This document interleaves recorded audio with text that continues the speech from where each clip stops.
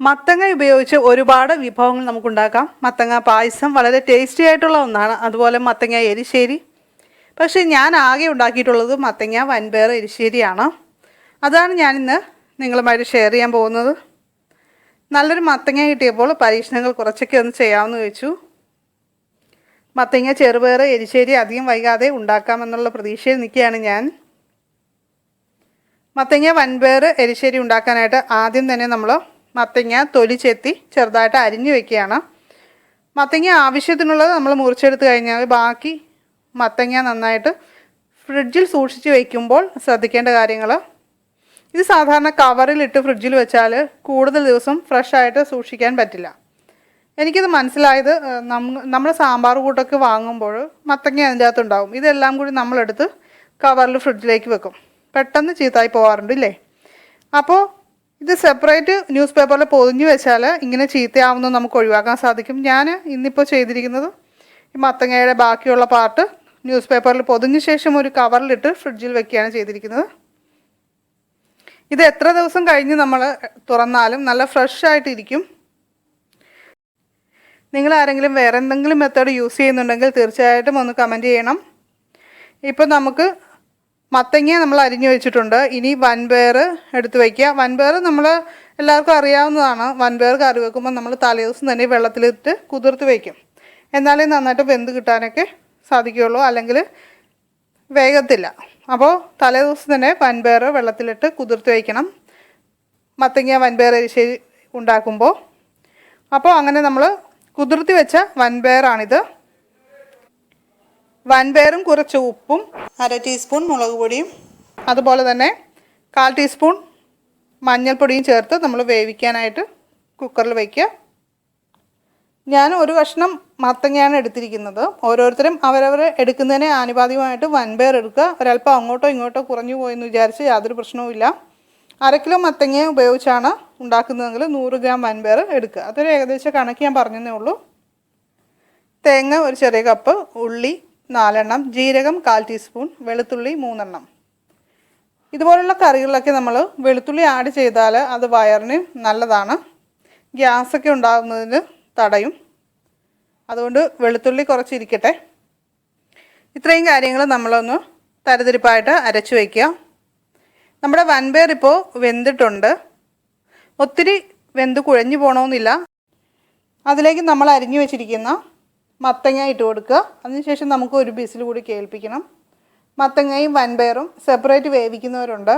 അത് അങ്ങനെയാണ് സൗകര്യമെങ്കിൽ ആ രീതിയിൽ ചെയ്യാം. അല്ലെങ്കിൽ ആദ്യം വൻപയർ 1-2 വിസിൽ കേൾപ്പിച്ച ശേഷം മത്തങ്ങയും കൂടി ഇട്ട് ഒരു വിസിൽ കേൾപ്പിക്കാം. അത് അവരവരുടെ ഇഷ്ടം അനുസരിച്ച് ചെയ്യാം. ഇപ്പോൾ നമ്മുടെ വൻപയറും മത്തങ്ങയും എല്ലാം റെഡി ആയിട്ടുണ്ട്. അതിലേക്ക് നമ്മുടെ തേങ്ങാ മിക്സ് ചേർത്ത് ഇളക്കി ചൂടാകുമ്പോഴേക്കും നമുക്ക് തീ ഓഫ് ചെയ്ത് വെക്കാം. ഒത്തിരി തിളയ്ക്കണമെന്നൊന്നുമില്ല. കറി താളിക്കാനായിട്ട് നമുക്ക് 4-5 ഉള്ളി അതൊന്ന് അരിഞ്ഞു വെക്കണം. 2 ഉണക്കമുളക്, 1 കുതിർപ്പ് കറിവേപ്പില, ഇത്രയും കാര്യങ്ങളാണ് വേണ്ടത്. ഇത് റെഡിയാക്കി വെച്ച ശേഷം നമുക്ക് ചീനച്ചട്ടി അടുപ്പത്ത് വെച്ച് എണ്ണ ഒഴിച്ച് കടുക് താളിക്കാം. അതിനുശേഷം വറ്റൻമുളകും കറിവേപ്പിലയും ഉള്ളിയും ഇട്ട് മൂപ്പിക്കുക. ഉള്ളി മൂത്ത് വരുമ്പോഴേക്കും ഒരു 1/2 ടീസ്പൂൺ മുളക് പൊടി കൂടി ചേർത്ത് കൊടുക്കാം.